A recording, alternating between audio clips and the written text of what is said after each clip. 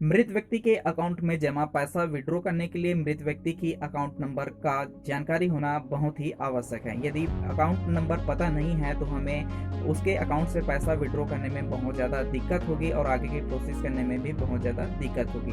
तो हम किस प्रकार से किन किन तरीकों के माध्यम से मृत व्यक्ति के अकाउंट नंबर यदि पता नहीं है तो पता लगा सकते हैं, आज की इस वीडियो के माध्यम से आपको डिटेल के साथ में जानकारी देने वाले हैं और आसानी के साथ में आप इन तरीकों से पैसा भी विड्रॉ कर सकते हैं। तो चलिए इस वीडियो को शुरू करते हैं और जानते हैं इन विधियों के बारे में। सर्वप्रथम पासबुक के बारे में बता देता हूं कि यदि मृत व्यक्ति की पासबुक है तो पासबुक के माध्यम से आप आसानी के साथ में जो है उसके अकाउंट नंबर का पता लगा सकते हैं। दूसरे नंबर में आता है चेकबुक। कई बार जो होता है बिजनेस से रिलेटेड कई काम हम जो है चेकबुक के माध्यम से करते हैं और चेकबुक हम कई लोगों को भी देते हैं पैसा देने के लिए। तो चेकबुक का पता लगाइए। यदि किसी व्यक्ति को आपने चेक जो है अभी अभी बिजनेस किए हैं और उसका चेकबुक यदि किसी व्यक्ति को दिया है तो उनसे आप जो है चेकबुक वापस मंगवा सकते हैं और अकाउंट के बारे में जानकारी ले सकते हैं। तीसरा नंबर में आता है फिक्स डिपॉजिट रिसिप्ट। ठीक है, फिक्स डिपॉजिट रिसिप्ट में डिपॉजिट के समय जो राशि लिखा रहता है, उसके अलावा जो विड्रॉ के समय जो राशि रहता है और कौन से अकाउंट में विड्रॉ होना है उसके बारे में फिक्स डिपॉजिट रिसिप्ट में लिखा रहता है। तो वहाँ जो है आप आसानी के साथ में उसके अकाउंट नंबर का पता लगा सकते हैं यदि फिक्स डिपॉजिट रिसिप्ट है घर में तो।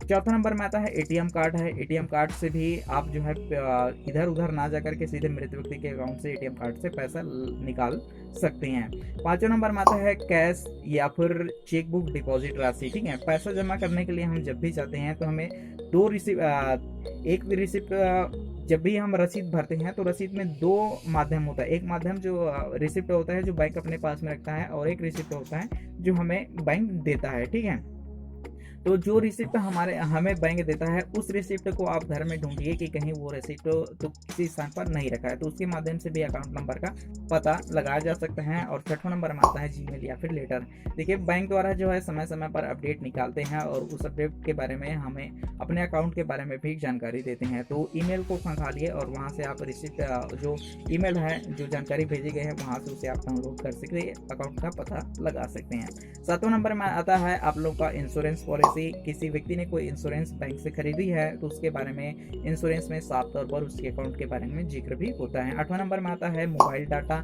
या फिर जीमेल या फिर मैसेज में। ठीक है, बैंक जो है समय समय पर हम जब भी पैसे क्रेडिट करते हैं, यदि मोबाइल नंबर लिंकिंग है तब की बात है, जब भी हम पैसे डेबिट करते हैं या फिर क्रेडिट करते हैं तो उस स्थिति में हमें मैसेज आता है। तो उस मैसेज में मृत व्यक्ति के अकाउंट के बारे में डिटेल के साथ में जानकारी दिया रहता है। तो वहाँ से आप मृत व्यक्ति के अकाउंट को जो है पता लगा सकते हैं। तो ये हो गया 8 माध्यम जिसके माध्यम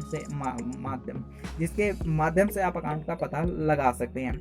इसके अलावा जो है आप इन सभी माध्यमों में कोई भी आप लोगों को डॉक्यूमेंट नहीं मिल पा रहा है तो इस स्थिति में आप जो है उसके आईडी कार्ड जैसे कि आधार कार्ड है गया, वोटर आईडी कार्ड हो गया, पैन कार्ड हो गया, फिर ड्राइविंग लाइसेंस हो गया, पासपोर्ट है तो पासपोर्ट, इन सभी को आप कलेक्ट करिए। कलेक्ट करने के बाद में होम ब्रांच में जाइए। होम ब्रांच में जाने के बाद में आप जो है ब्रांच मैनेजर से संपर्क करिए और उसके बारे में जानकारी ले सकते हैं। इसके अलावा ये ऐसे भी काम नहीं बढ़ रहा है तो आप कोर बैंकिंग सॉल्यूशन का अपना सकते हैं। कोर बैंकिंग सॉल्यूशन में क्या होगा कि मान लो आपका अकाउंट जो है दूसरे जिले में है और आपके नज़दीकी जिले में एक और उसी नाम का बैंक ब्रांच है, तो वहाँ ना जाकर के आप इस बैंक में जानकारी जितने जो डॉक्यूमेंट बताए उसको ले जाकर के आप जानकारी ले सकते हैं। ठीक है, इसका मतलब कहने का मतलब है कि यह है कि आपके अकाउंट जिस भी स्टेट के अकाउंट में हो, यानी कि भारत के कोई भी कोने में हो, उसका अकाउंट जो है किसी भी बैंक से आसानी के साथ में एक्सेस लिया जा सकता है और उसके बारे में जानकारी प्राप्त की जा सकती है, जिसे कहा जाता है कोर बैंकिंग सॉल्यूशन कहा जा सकता है। इन सभी से भी आप लोगों को जानकारी नहीं मिल पा रहे हैं तो आप इसकी शिकायत कर सकते हैं। शिकायत जो है रीजनल बिजनेस ऑफिस में कर सकते हैं, उसके बाद में जोनल बिजनेस ऑफिस में कर सकते हैं और तीसरा आता है लोकल हेड ऑफिस में कर सकते हैं। इन तीनों का जो नंबर है आपको जो है आपके ब्रांच मैनेजर के नोटिस बुक में दिया रहता है, वहाँ से आप इसे आसानी के साथ में जो है नंबर ले सकते हैं और उनसे शिकायत के दर्ज कर सकते हैं।